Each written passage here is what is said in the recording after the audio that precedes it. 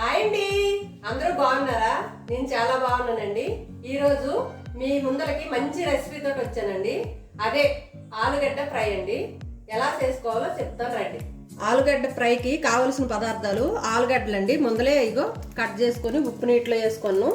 తర్వాత ఉప్పు అండి, తర్వాత బియ్యం పిండి, కాన్ఫ్లవరు, ధనియాల పొడి, జీలకర్ర మెంతుల పొడి, కొంచెం చిటికడంతా గరం మసాలా పొడి, కారం, అల్లం వెల్లుల్లి పేస్ట్. ఇప్పుడు మనం ఇదే గిన్నెతోని స్టవ్ వెలిగించుకొని పెట్టుకోవాలండి. చక్కగా ఇది ఉడకాలి, సగం బాయిల్ అవ్వాలి. ఇప్పుడు దీని మీద మూత పెట్టుకుందాం. అయిపోయినాయండి. ఇప్పుడు మనము స్టవ్ ఆన్ చేసుకోవాలి. ఇలా ఉడకాలి ముక్కలు. ఇలా ఉడికిన తర్వాత మనము సగం బాయిల్ అయినాయి కదా, ఇదిగోండి సగం బాయిల్ అయింది. ఇలా సగం బాయిల్ అయిన తర్వాత మనం దించేసుకోవాలి. చిల్లీల జిప్పులో ఉంచుకోవాలి.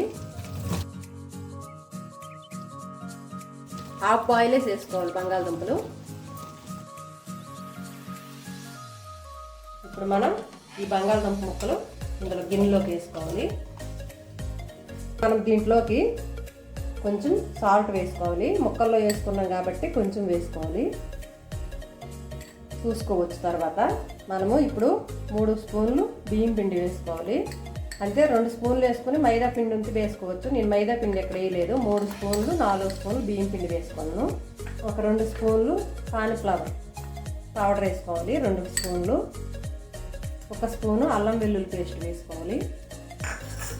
1 స్పూను ధనియాల పొడి వేసుకోవాలి. 1/2 టీ స్పూన్ జీలకర్ర మెంతుల పొడి వేసుకోవాలి. 1/2 టీ స్పూన్ గరం మసాలా పొడి వేసుకోవాలి. ఇవన్నీ కలిపిన తర్వాత మనము కారం వేసుకోవాలి. ఇది కలపాలి ఫస్ట్. ఇప్పుడు మనం కొంచెం కారం వేసుకోవాలి. ఇప్పుడు మనము 2 స్పూన్లు కారం వేసుకోవాలి. ఇప్పుడు మనం కొన్ని వాటర్ వేసుకోవాలి.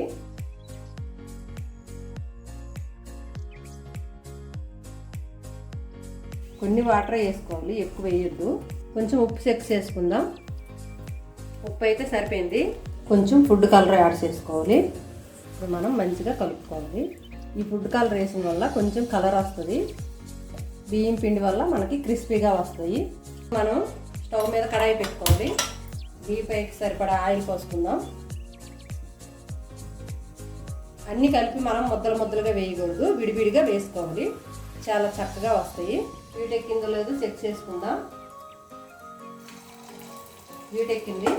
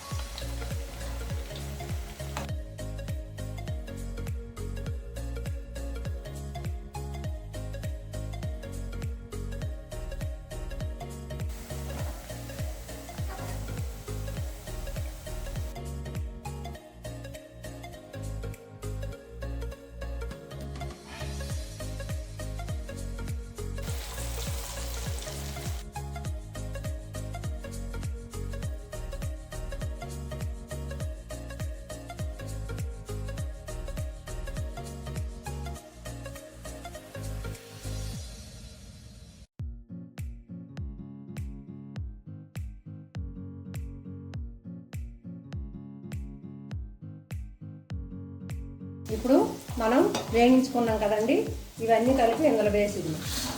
4 పచ్చిమిరపకాయలు, ఒక 4 రెమ్మలు కరివేపాకు వేసుకుందాం. ఒక గుప్పెడంతా కరివేపాకు, ఒక 4 పచ్చిమిరపకాయలు. ఇప్పుడు మనకి కరకర వస్తాయండి. ఇవి చాలా క్రిస్పీగా వస్తాయి. మనం ఇలాగ వేయించుకోవాలి.